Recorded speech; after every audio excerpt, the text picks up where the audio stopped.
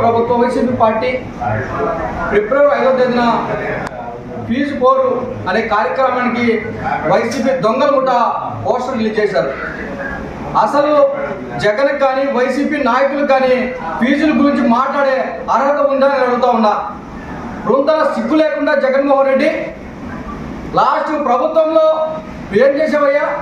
Fee reimbursement ఉండేదాన్ని జగనన్న వసతి దీవెన విద్యా దీవెన పేరు మార్చుకొని వాళ్ళ తల్లిలో అకౌంట్లో వేస్తానని కళ్ళకు మాటలు చెప్పి వాళ్ళకి డబ్బులు వేసావా?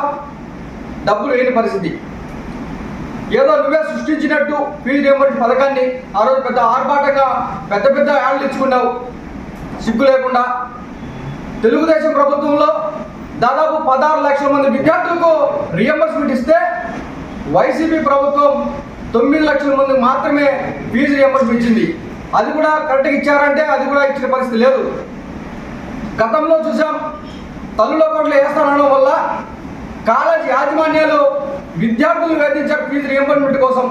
మాకు సంబంధం లేదు, మీ తల్లుల అకౌంట్లో జగన్మోహన్ రెడ్డి డబ్బులు వేస్తానన్నాడు కనుక మీరు ఫీజులు కట్టాల్సిందే, లేని పక్షంలో కాలేజ్ మానేసేయండి అని చెప్పి కాలేజీలు విద్యార్థులను వేధించారు. అనేక మంది విద్యార్థులు ఆ రోజు ఆత్మహత్యలు చేసుకున్నారు. అనేక మంది విద్యార్థుల తల్లిదండ్రులు అప్పులు పాలైనారు. అనేక మంది విద్యార్థులు చదువులు మానేశారు.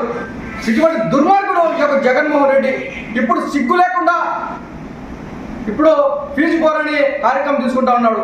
కేవలం ఈ యొక్క జగన్మోహన్ రెడ్డి ఉనికి కోసమే విద్యార్థులు రెచ్చగొట్టే విధానం చూస్తూ ఉన్నాడు. విద్యార్థులు మీ మాటలు నమ్మే పరిస్థితులు లేదు.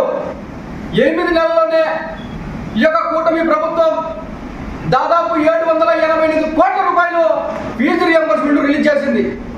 అది తెలియడం లేదా? సిగ్గు లేకుండా నువ్వు 2000 కోట్ల రూపాయలు ఫీజు రియంబర్స్మెంట్ పెండింగ్ పెట్టావు. ఏ ముఖం పెట్టుకొని ఈరోజు ఉద్యమాలు చేస్తా ఉన్నావు జగన్మోహన్ రెడ్డి? బృందాల బుద్ధి ఉందా మీకు? జోగి రమేష్ మాట్లాడుతూ ఉన్నాడు, పేద విద్యార్థులకు ఉద్యోగ అవకాశాలు ఇచ్చింది రాజశేఖర రెడ్డి భిక్ష అని. సిగ్గుందే మీకు వైసీపీ నాయకులరా? అంటే మేము భిక్షగాలమా? మేము కట్టే పన్నులతో మీరు అధికారులు నిలబెట్టారు. రాజశేఖర రెడ్డి కానీ ఎవరైనా సరే ఇప్పుడు ప్రజలు భిక్షగాలు చేస్తా ఉన్నారా? కనీసం ఫీజుల గురించి మాట్లాడే అర్హత వైసీపీ నాయకులకు లేదని చెప్పి ఈ సందర్భంగా తెలియజేస్తా ఉన్నాం.